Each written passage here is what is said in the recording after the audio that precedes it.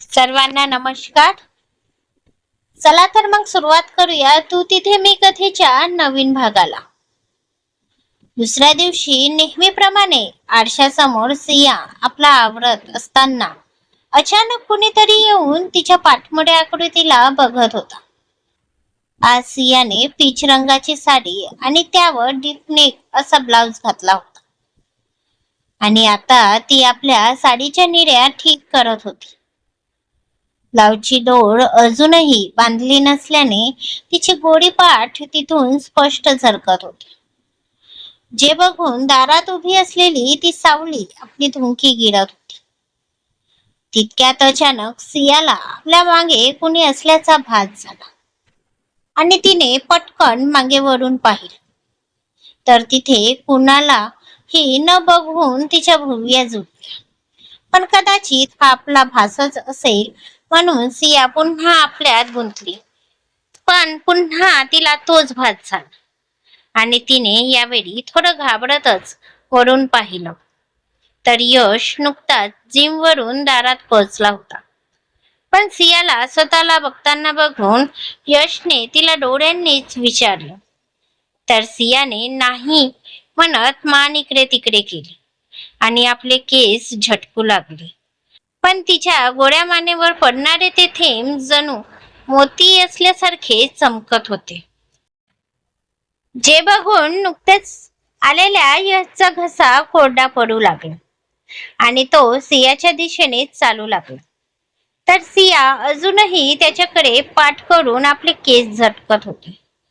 यशने आपल्या हातातला टॉवेल तिथेच बेडवर टाकला आणि हळूहळू जाऊन सियाच्या अगदी जवळ जाऊन उभा राहिला.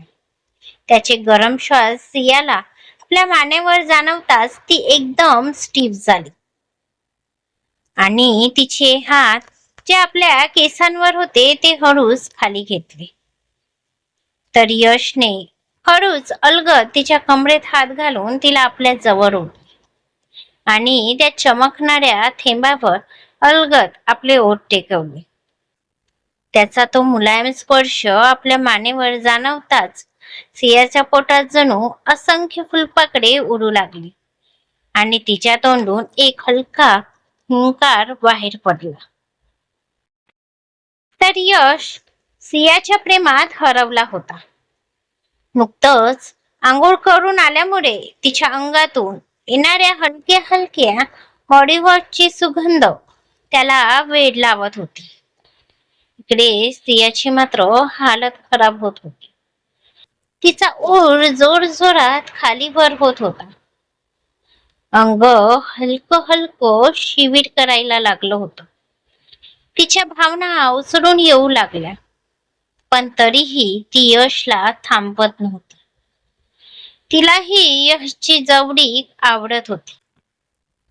तिलाही तो स्पर्श हवा हवासा वाटू लागला होता. बायको, आता मला हे असं लांब लांब राहणं सहन होत नाही. मला तुझ्यावर खूप खूप प्रेम करायचं आहे बाई. यश हळूच सियाच्या कानात कुजबुजला. तसे सियाचे गाल गुलाबी होऊ लागले. तिची कानशिला गरम होऊ लागली. लाजेचा भार इतका जड झाला की त्या पापण्या सुद्धा आपोआप खाली झाल्या आणि हृदयाने आपली गती वाढवली. इतका की त्याचा आवाज जवळ असलेल्या यशला सुद्धा बरोबर ऐकू येत होता. आणि आपलं आवडतं संगीत ऐकून यशच्या ओठांवर गोड स्माईल आली. बायको, आज कुठेतरी जाऊ, जिथे फक्त तू आणि मी. यश पुन्हा हळूच बोलला आणि तिला बघू लागला. तर आता त्याची डॉल लाजेने एकदम टवटवीत गुलाबासारखी फुलली होती. पण अजूनही तिची नजर खालीच होती. आता तर तिला इतकी लाज वाटत होती की यशला बघायला सुद्धा हिम्मत होत नव्हती. यशने हळूच तिचे ते बांगड्यांनी भरलेले हात आपल्या हातात घेतले. बायको, मला सांग, तू रेडी आहेस ना आपल्या पहिल्या डेटसाठी? बोलत हळूच त्याने तिच्या हातावर दाब दिला. तसे सियाने आपली नजर हळूच वर केली आणि त्याला बघून पुन्हा पापण्या खाली पाडल्या. तिचं इतकं करणं सुद्धा यशला त्याचं उत्तर देऊन गेलं आणि त्याला खूप खूप आनंद झाला. त्याने हळूच समोर होत तिचा चेहरा आपल्या उंजडीत घेतला. तशी सियाची नजर यशच्या चेहऱ्यावर गेली. त्याचे गरम श्वास सियाला तिच्या चेहऱ्यावर जाणवू लागले. यशने अत्यंत प्रेमाने सियाच्या कपाळावर दीर्घ चुंबन घेतले, तर सियाचे डोळे तो प्रेमळ स्पर्श अनुभवून मिटले गेले. कारण ते फक्त एक चुंबन नव्हतं, तर यशचं सियावर असणारं अपार प्रेमाची खूण होती. तू रेडी हो, मग आपण सोबतच खाली जाऊ, यशने तिच्या गालावर प्रेमाने थोपटून सांगितलं. तसं सियाने त्याला डोळ्यांनीच पाठवलं. तर यश वॉशरूम मध्ये निघून गेला. दोघांचेही चेहरे आता आनंदाने उजळले होते. आई, बघा, आज मी तुमच्या आवडीचा नाश्ता केला आहे. खाऊन सांगा कसा वाटला ते. शारदा आनंदासमोर नाश्त्याची प्लेट करत होती.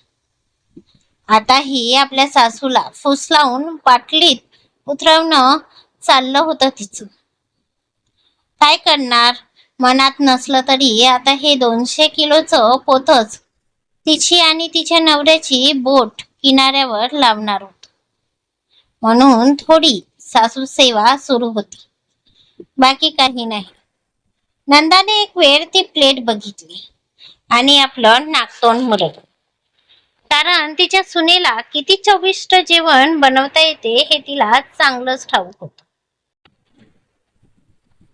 नंदाने एक खोटं हसू दे सुगंधाला बघितलं. दे बाई दे, निदान एका सुनेच्या हातचं तरी खाणं नशिबात आहे माझे.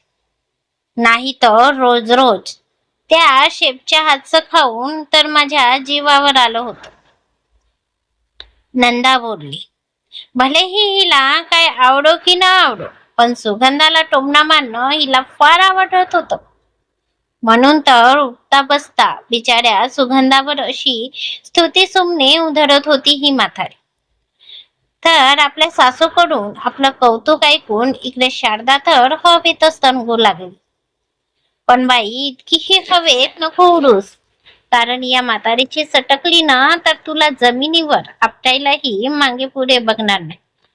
म्हणून आपले पाय जमिनीवर ठेव, निदान पडल्यावर तुझी कंबर तरी मोडणार नाही. गुड मॉर्निंग आजी, गुड मॉर्निंग बरी माऊ. शिवने येऊन सरळ सुगंधाला मिठी मारली. तसं शारदा आणि नंदा यांनी चेहरा वाकडा केला. गुड मॉर्निंग पिल्लू. सुगंधा शिवच्या गालाला हात लावत. चल बस, तुला नाश्ता वाढते. बडी मॉम, बडे पापा, ब्रो आणि वहिनी कुठे आहेत? अजून आले नाही? शिव अजूनही कुणी आलं नाही बघून सुगंधाला विचार. अगं, ते येतीलच. तुला भूक लागली असेल ना?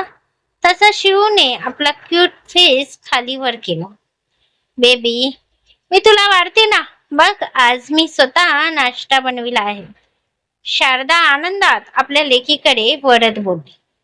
मॉम, मग तर मला डॉक्टरांना आधी बोलवून घ्यावं लागेल. का बेबी, तुला बरं नाही का? काही होतंय का? नो मॉम, पण तुझ्या हातचं ब्रेकफास्ट खाल्ल्यानंतर नक्कीच मला काहीतरी होईल, शिव हसत बोलते. तसं शारदाला फार हसील झाल्यासारखं वाटलं आणि तिने आपल्या लेकीवर डोळे वटारले. तशी शिव गप्प झाली. बडी मॉम, प्लीज तू दे ना मला वेगळा ब्रेकफास्ट. शिव सुगंधाला बघून बोल. तसं सुगंधाने तिला वाढायला घेतलं. पण आता समोरचं ते चमचमीत पदार्थ बघून नंदाच्या तोंडाला पाणी सुटू लागलं. पण आता काय करणार ना, तिनेच तर स्वतःच्या हाताने स्वतःच्या पायावर दगड मारून घेतला होता. मग काय, गुपचूप गिरत बसली म्हातारी. तर आपली शिव मात्र मस्त मिटक्या मारत खात होती. शेवटी तिच्या बडी मॉमने खास तिची आवड लक्षात घेऊन शेफ करून तिच्या आवडीचा नाश्ता जे रेडी करून घेतला होता. मग तर मॅडम खायला सुस्ती थोडीच करणार नाही का? जणू नाश्त्याच्या बहाने आपल्या आजीला चिडवत होत्या. ही काठी बरोबर आजीला सरळ करायलाच आली होती वाटत. एक एक करून सगळे नाश्त्याला जमले. तसं सुगंधाने मीठ सोबत मिळून नाश्ता वाढायला सुरुवात केली. अक्षय सुद्धा येऊन बसला, पण त्याची नजर अजूनही यशच्या खोलीकडे लागलेली होती. कारण सिया यश अजून आले नव्हते. आणि तसंही जेव्हापासून अक्षयने सियाला तशी रेडी होताना बघितली होती तेव्हापासून त्याचं हृदयाला पुन्हा कधी एकदा सियाला बघतो असं झालं होतं. सियाला बघायला अक्षरशः जीव तरमडत होता त्याचा. आता ही खाली येताना एक उडती नजर टाकली होती त्यांनी त्या खोलीत, पण त्याला सिया कुठेही दिसली नाही. म्हणून तर तिच्या भेटीच्या ओढीने अगदी धावत पडत आलेला तो. पण आताही त्याचा हिरमोडच झाला. तर कुणाला संशय यायला नको म्हणून अक्षयने आपली नजर आता समोर असलेल्या नाश्त्यावर आणली. तितक्यात त्याच्या कानावर पैंजणांचा सुमधुर आवाज आला आणि त्याने डोळ्यात चमक घेऊन मागे वळून पाहिले. तर सिया यश सोबत खाली येत होती. पीच रंगाची साडी, त्यावर तो डीप नेक ब्लाउज, हातात मॅचिंग बांगड्या, गळ्यात यशच्या नावाचं छोटं मंगळसूत्र, कपाळावर स्टोन टिकली, केसांना मोकळं सोडलेलं, सोबतच चेहऱ्यावर हलकासा मेकअप आणि ओठांवर लिपस्टिक याने सजलेली सिया आज यशला तर एखादी अप्सराच भासत होती. तिचं ते निखळ तेजस्वी सौंदर्य बघून तर अक्ष तिलाच मंत्रमुग्ध होऊन बघू लागला. तो सियाला बघण्यात इतका गुंग होता की सिया आणि यश डायनिंग चेअरवर बसल्याचे सुद्धा त्याला कळले नाही. ते तर जेव्हा सुगंधाने सियाला आवाज दिला तेव्हा कुठे अक्षयचं लक्ष समोर गेलं आणि तिला यश सोबत बसलेलं बघून माहिती नाही का, पण अक्षयला मुळीच आवडलं नाही आणि त्याला यशचा राग आला. थोड्या वेळात नाश्ता संपला. मॉम, आम्ही येतो बोलून यश उभा झाला. तर सिया सुद्धा उभी झाली आणि तिने सुगंधाला स्मित हसू दिलं. तिचं ते स्मित हसू बघून तर अक्षची विकेटच पडली. व्हेरी व्हेरी ब्युटिफुल रोज. अक्ष पाठमोऱ्या सियाला बघून मनातच बोलला. आता त्याच्या नजरेत एक विचित्र भाव आणि ओठांवर एक गूढ हसू होतं. सिया यश बाहेर आले तसा यशने तिच्यासाठी गाडीचा दार उघडला. तर सियाने त्याच्याकडे स्मित करून बघत ती गाडीत बसली. तसा यश सुद्धा तिच्या बाजूला बसला. ते दोघे बसले तसे ड्रायव्हर सुद्धा येऊन त्याच्या जागी बसला आणि त्याने गाडी स्टार्ट केली. मागे सिया अजूनही ब्लश करत होती. तिची आज नजरच वर होत नव्हती. जेव्हापासून यशने तिला डेटसाठी विचारलं होतं त्याला बघून तिच्या पोटात गोळा यायला लागला होता. यश तिची सिच्युएशन चांगल्या प्रकारे समजत होता. त्याचाही हाल काही वेगळा नव्हताच.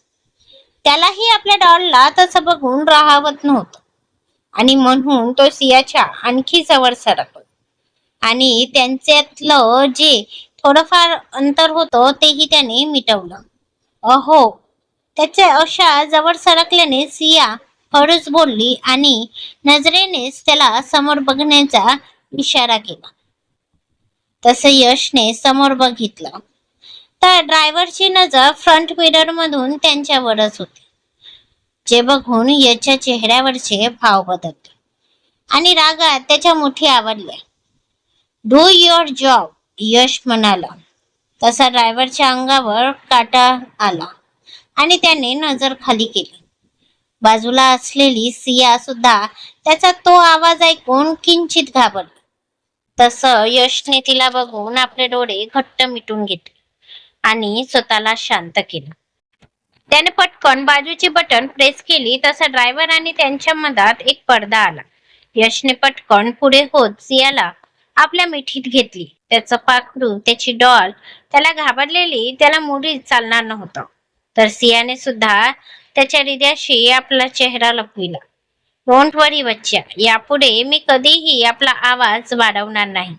बोलत यशने सियाच्या केसांवर आपली ओठ टेकवली, पण त्याच्या तोंडून स्वतःसाठी बच्चे ऐकून मात्र सियाला तर भरूनच आलं. किती प्रेमळ साथ घातली होती त्याने.